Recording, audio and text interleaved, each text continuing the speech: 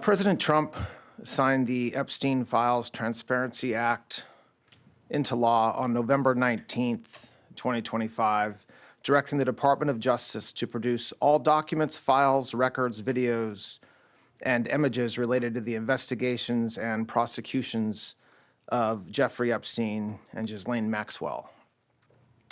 I'm here today to talk about the department's compliance with its production obligations under the Act. Around, I think right now, and continuing throughout the day-to-day, as the indexing and uploading completes, we are producing responsive materials under the Act. We are also releasing today a letter we are transmitting to Congress and various internal protocols associated with our review. I want to take a moment to thank the professionals at the Department of Justice who met twice daily, sometimes more, for the last 75 days to get to where we are today. The leadership teams from the Office of the Attorney General, from the Deputy Attorney General's Office, the Associate Attorney General's Office, the Criminal Division, the National Security Division, the FBI, the Southern District of Florida, the Southern District of New York, and the Northern District of New York all gave up many hours every single day on top of their other, of course, full-time obligations to fulfill the President Trump's promise of transparency to the American people. I also want to thank the more than 500 lawyers and professionals across all those divisions that I just mentioned and others who worked long days, nights, weekends, Christmas, New Year's Eve, New Year's Day, nights, weekends, and holidays to complete this production.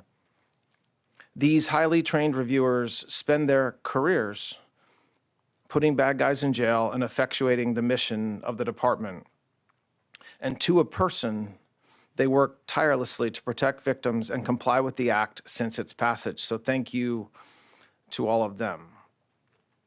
Today, we are producing more than 3 million pages, including more than 2,000 videos and 180,000 images. In total, that means that the department produced approximately 3.5 million pages in compliance with the Act.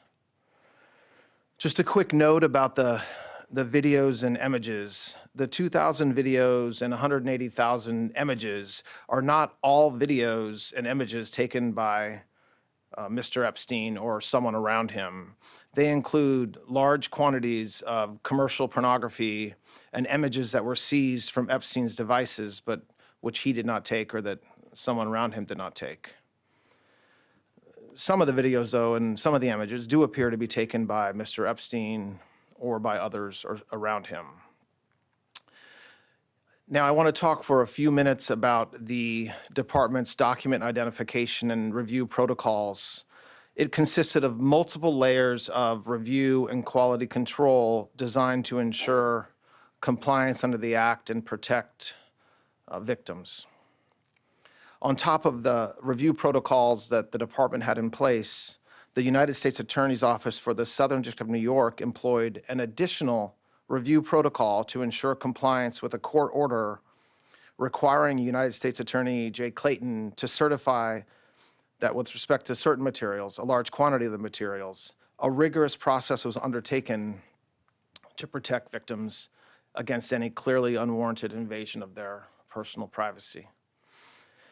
The department's collection effort resulted in more than 6 million pages being identified as potentially responsive, including department and FBI emails, interview summaries, images, videos, and various other materials collected and generated during the various investigations and prosecutions that the Act covered.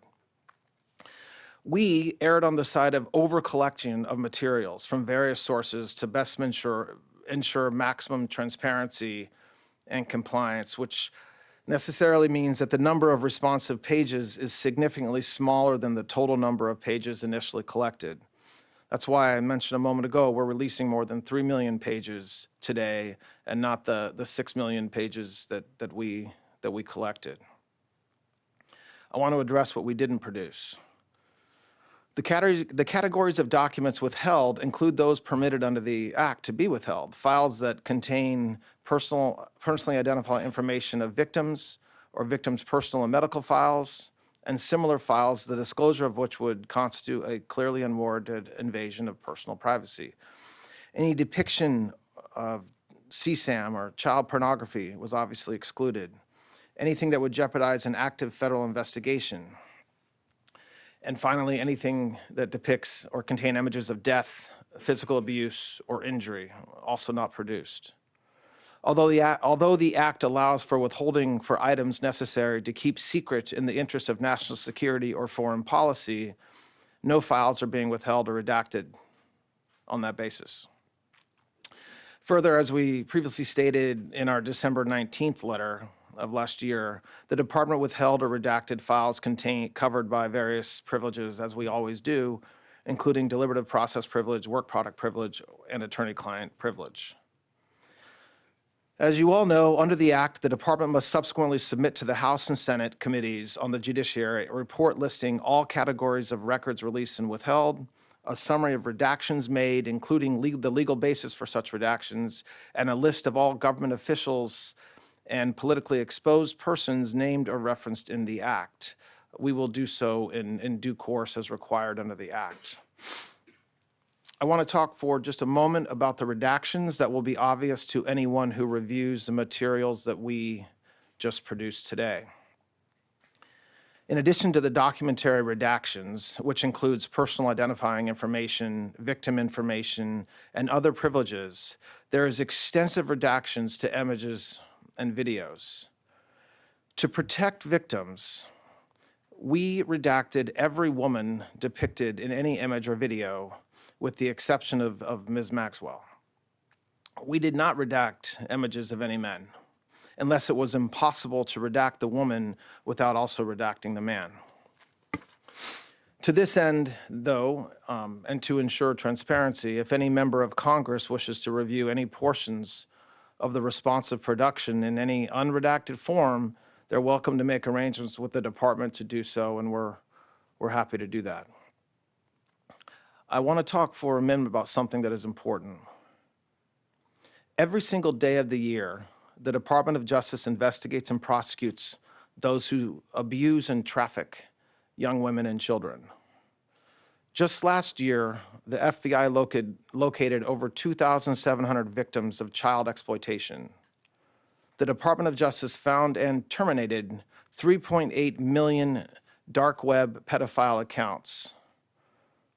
In August, we charged 11 defendants for extensive sex trafficking in Los Angeles of illegal immigrants and underage women. Last month, we charged 5 men who were engaged in a sadistic sextortion network of deranged young men abusing women. Over the past several months, last summer and into the fall, we executed Operation Restore Justice, rescuing 205 child victims and arresting 293 offenders.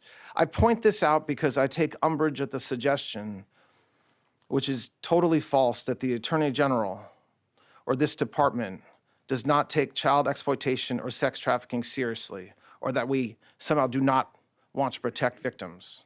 We do. There are some select members of Congress and some in the public eye, including those most critical of our efforts at full transparency under the Act, who remain silent as to all the work that we have done and continue to do every day in this space, while quickly pointing a finger at the Attorney General or this department because we were careful in our review of millions of pages of documents over the past 2 months. The Attorney General, the Director of the FBI, and our partners throughout this administration work hard every single day to protect the most vulnerable among us. With the production of this magnitude, mistakes are inevitable. We, of course, want to immediately correct any redaction errors that our team may have made, and so the department has established an email inbox for victims to reach us directly to correct redactions and any concerns when appropriate. That's been in existence since December, and we've been doing that since then. Finally, a very small portion of the documents collected pursuant to the Act include materials that a law firm produced to the SDNY in 2019 pursuant to a grand jury subpoena. This was during the criminal investigation of Ms. Maxwell. We determined it would be prudent to seek an order from the court in the Southern District of New York seeking production of these materials subject to the protective order in that civil lawsuit. To that end, the department has filed that motion with the appropriate judge in the SDNY, and if that motion is granted, we'll release those materials with appropriate redactions immediately. Today's release marks the end of a very comprehensive document identification and review process to ensure transparency to the American people and compliance with the Act. The department has engaged in an unprecedented and extensive effort to do so. After submitting the final report to Congress as required under the Act and publishing the written justifications for redactions in the Federal Register, the department's obligations under the Act will be completed. I'm happy to take any questions anybody has about that. Todd, I'd like to ask you about this, and then I have a Minnesota question for you. On the Epstein release today, it was recently made public that Ghislaine Maxwell claims more than 24 men signed secret agreements with the federal government not to be prosecuted. What is your reaction to that, and what does that mean for her case? I read an article that described, I wasn't aware that it was actual men that she's claiming. I thought it was accomplices, which I'm not sure if that's a reference to some of the financial institutions or other individuals that. 25. So yes, I don't have a reaction to her filing. I can tell you that we reviewed, as I just described, every single piece of paper that we have associated with these investigations, Mr. Epstein and Ms. Maxwell, and to the extent that such arrangements exist, I'm not aware of them. And on to Minnesota, if I may ask you real quick, that's in the topic, in the headlines right now. There's new video of a man believed to be Alex Preddy, who's spitting, who's kicking out a taillight of a law enforcement vehicle. Does that change the perception of a potential DOJ investigation? Is there going to be a civil rights investigation into his death? Where does that land now that video's out? Then I have a quick follow-up on that. So look, I don't think a single video should change any perception the Department of Justice may or may not have about that tragic occurrence last Saturday. We've said repeatedly over the past week that, of course, this is something that we're investigating, and we are. That's what we would always do in circumstances like this. And so there's an investigation that's ongoing, which I'm not going to talk about. But just look, the problem is an initial reaction to a particular video, one or another. You're talking about one that happened apparently some days ahead of last Saturday. It's an investigation. So an investigation necessarily means just that. It means talking to witnesses. It means looking at documentary evidence, sending subpoenas if you have to.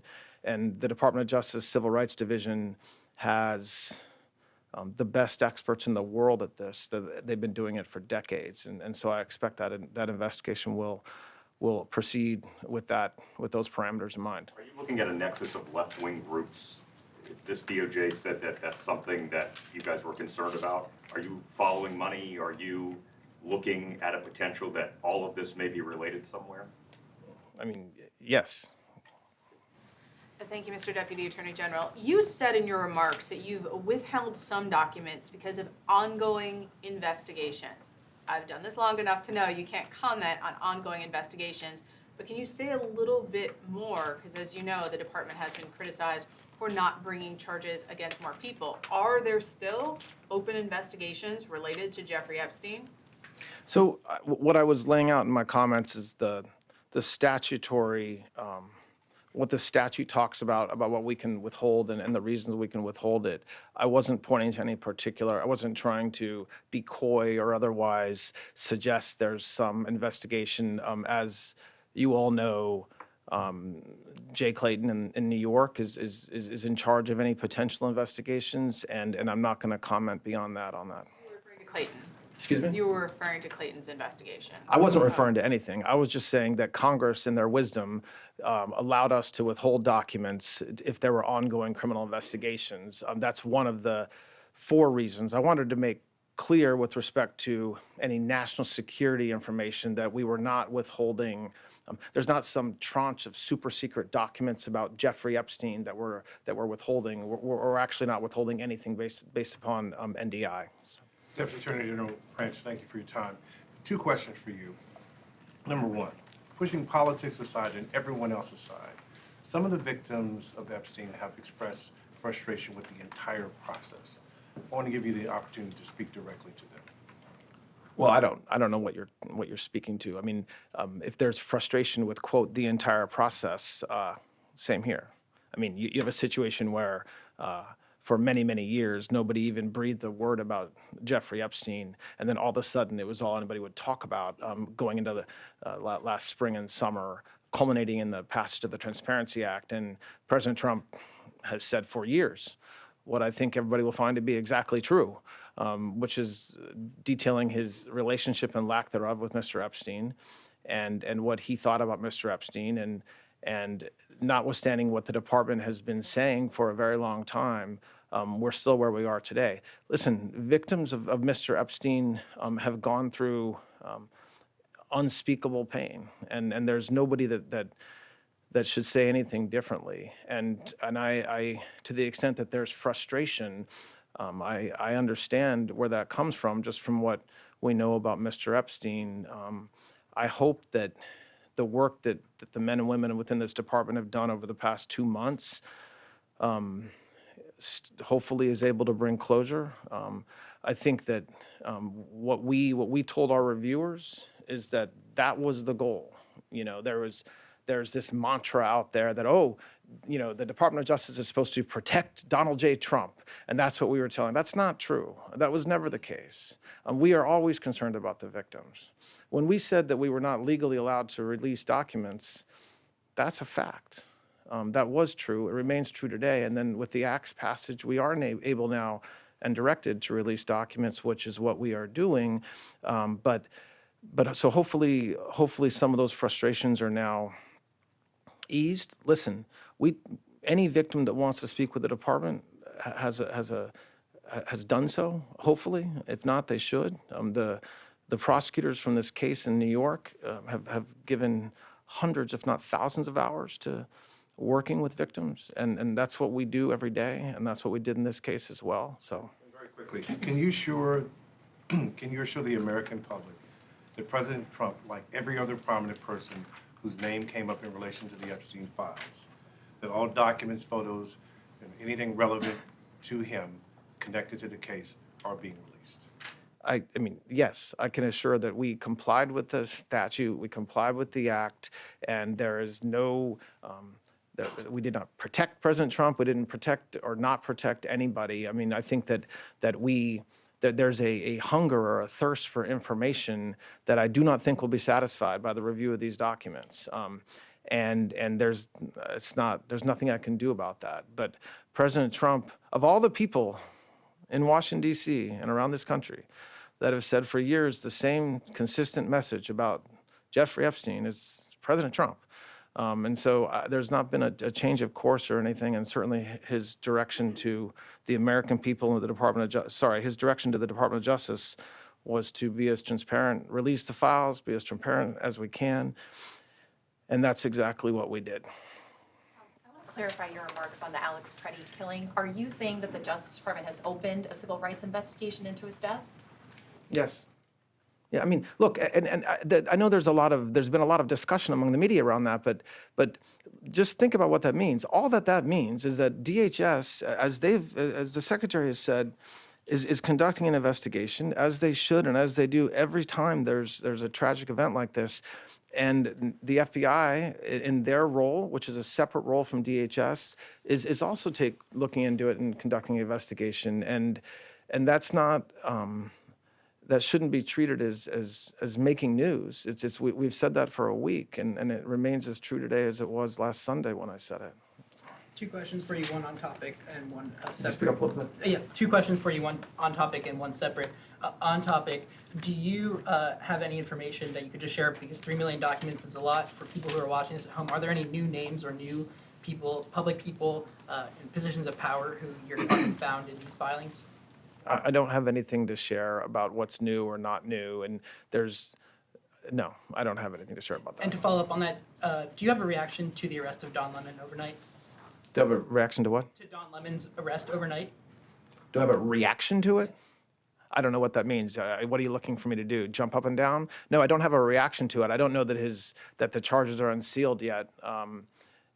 So no, I can't. I'm not going to comment on that. Thank you. You said this is the end of the Epstein, of your review of the Epstein files.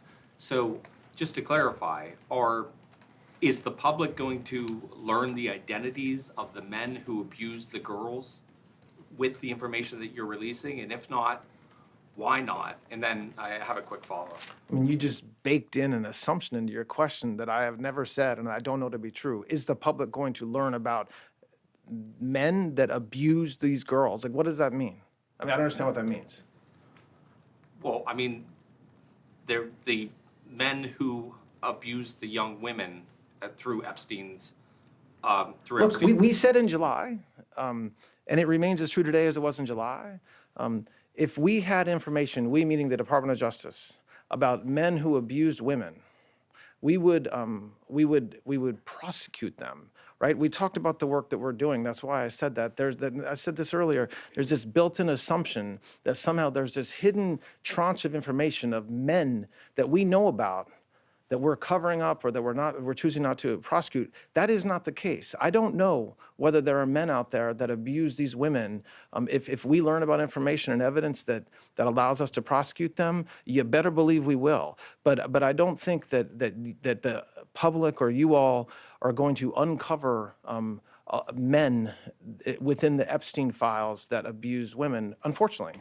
Okay, then just to follow up, on the investigation into Federal Chairman Jerome Powell, is the Justice Department, what's the status of that investigation? Now that President Trump has nominated a new Fed chair, is the Justice Department looking to bring a close to the investigation into Chairman Powell as soon as possible? I don't have a comment on that, on the subpoenas that were issued. I don't think the timing of President Trump's decision to nominate somebody is a controlling factor in any investigation. Hi, I just wanted to follow up on Alana's question. So you're saying that the shooting investigation of Alex Preddy is now a civil rights investigation. You're implying that that's always been the case.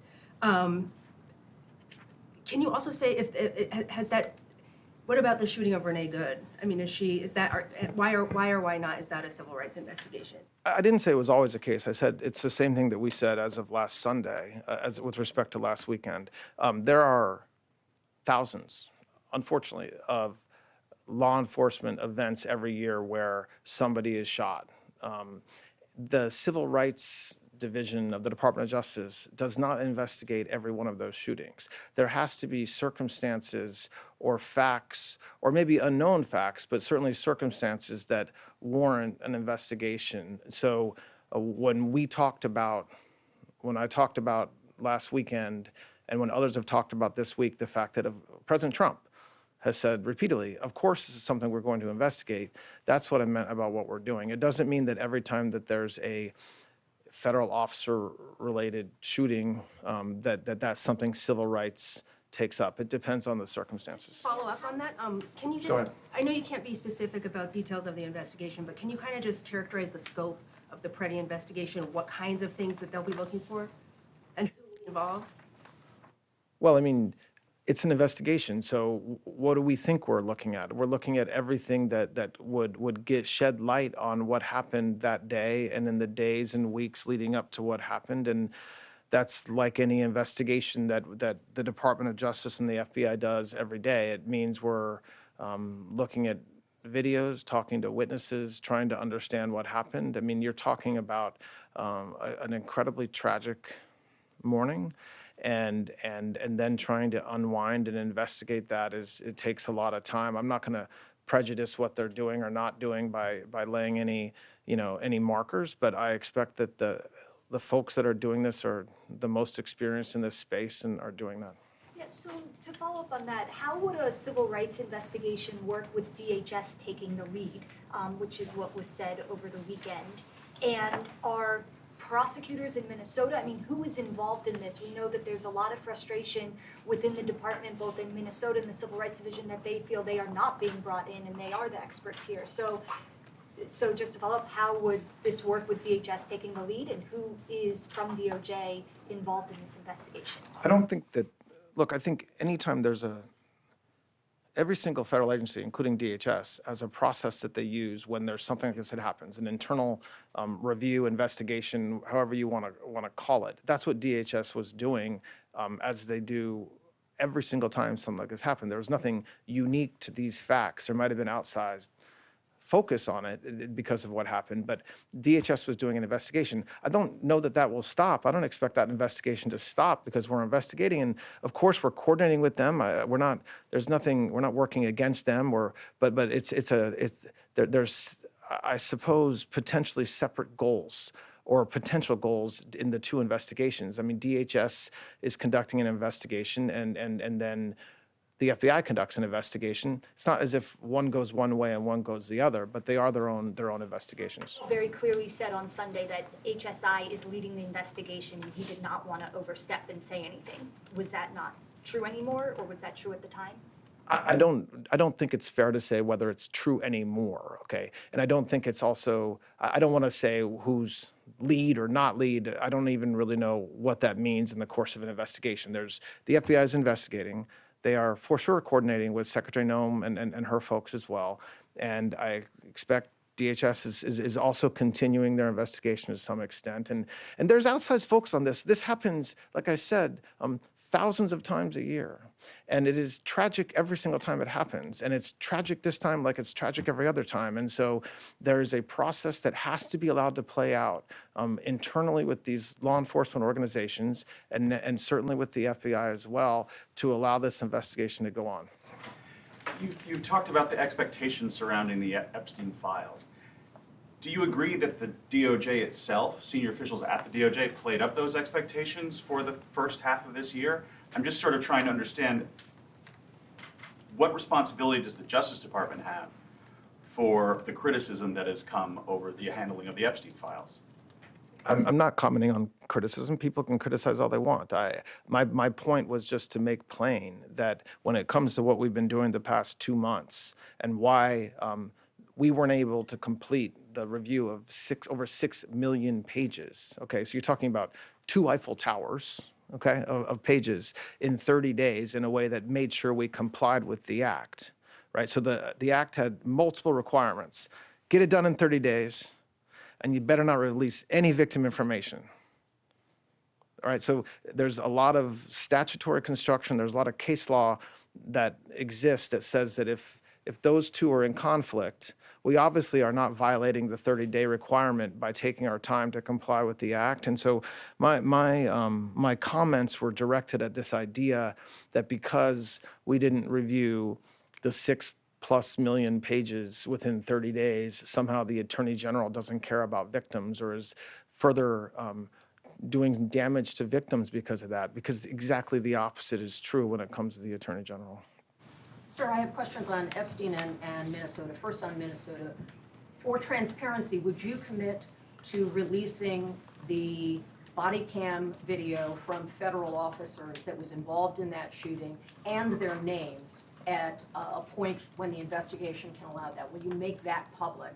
And I did not hear clarity on whether Renee Good's case is also in the civil rights realm. I'm not committing to anything with respect to that investigation. That would be completely unfair to the investigation itself for me to stand here and commit to something for any reason. It depends. It depends on what happens with the investigation, and that's a decision that was made by the folks that are working the investigation.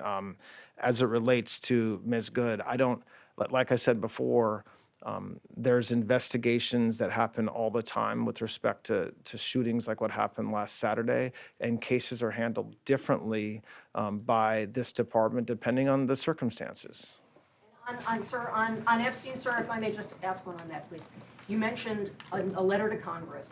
How and to whom did you notify the White House about the production that you're announcing today before you came out and spoke to us?